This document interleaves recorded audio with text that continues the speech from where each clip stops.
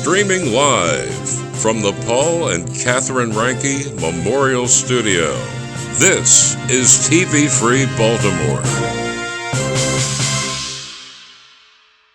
Support for TV Free Baltimore comes from viewers like you.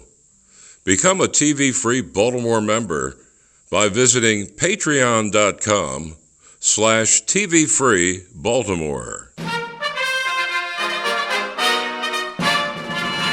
You're watching Maryland Politics here on TV Free Baltimore. Good evening, TV Free Baltimore viewers. As you know, I'm always excited when we get a libertarian into the studio, and we have one tonight.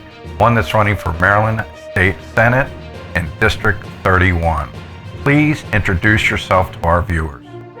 My name is Brian Kunkoski. Been a registered libertarian since 2013. COVID's really kind of pushed me to run for office this year. I hope I can win. I got an uphill battle, that's for sure. Yes, you do, and that's where I want to begin the interview tonight. Never in my lifetime has a third-party candidate won in office in Maryland's General Assembly.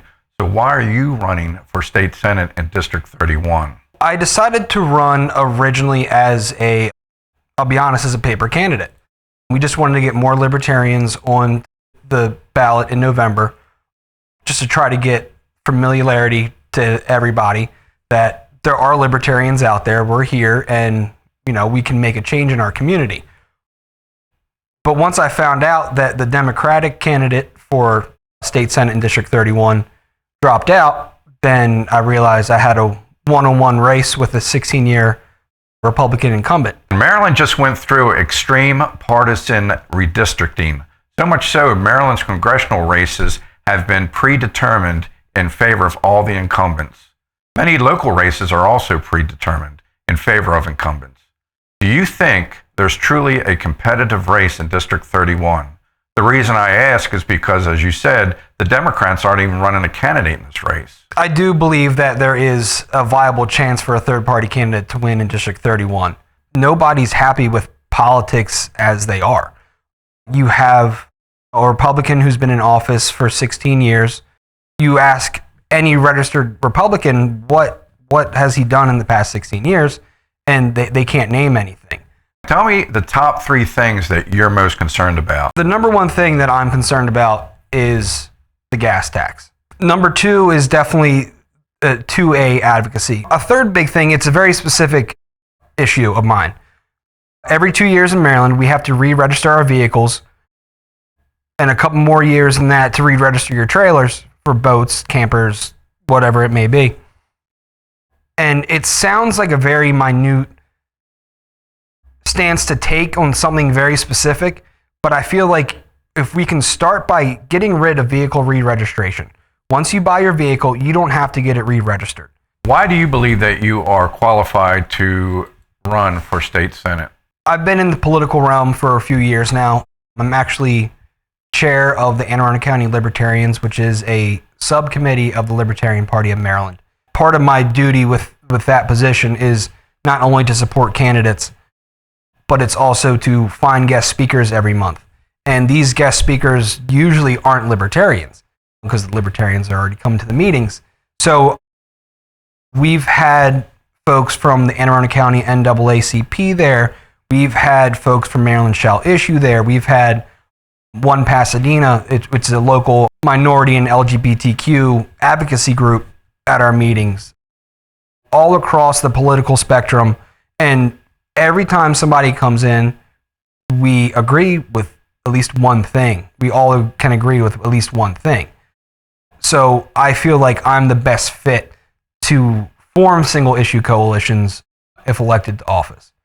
Governor Hogan, a Republican, is extremely popular in this Democratic state. What policies that he was proposing and supporting would you want to also support? It's not so much a policy thing that I would agree with Hogan on, and it's kind of going back to what I was saying about the vehicle re-registration. I will give him the utmost props to how he streamlined so many services on the NBA by being able to do things online. It's, again, it kind of sounds silly, but it's a headache for people. It's one more thing that they have to deal with just on top of bills and family and their job. Then they have to worry about going to the NBA. So I really appreciate what Hogan has done to kind of revamp the NBA as far as its online capabilities. The state of Maryland has a big problem with snowbirds, basically because of the taxes, the inheritance tax that we have in the state. Governor Hogan did address that and has made things better, but would you work to keep our grandparents in this state and reduce the taxes of senior citizens? Yeah, absolutely. That's actually, if you were to go to my website, that's one of the points that I speak on, is I want to keep Marylanders in Maryland. Brian, if elected, who would you caucus with in the state Senate?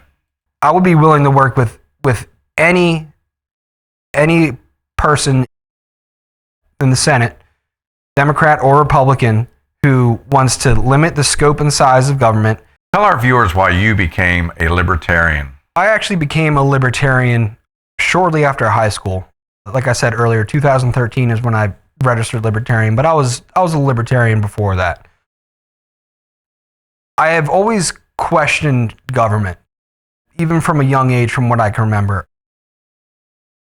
Why certain things have to be done this way, or I remember when the real ID thing came out.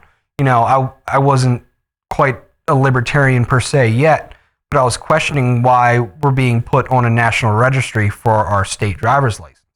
So I've always had this healthy suspicion of government overreach. And when I found the Libertarian Party, I honestly can't even remember how I stumbled upon it. But once I did, I realized that this is my political home. The local Libertarian Party is the third largest political party in Maryland. When you're having your meetings with your county group, do you see the numbers growing as far as those that are participating in the meetings? Absolutely. I started going about 2 years ago and quickly just got heavily involved to the point where I became vice chair and I'm now chair. And the first meeting I went to, it was just when COVID was starting to kind of loosen up a little bit. There was 4 of us at our meeting. I know there's more previous than that, but we are consistently doing at least 20 to 25 people a meeting.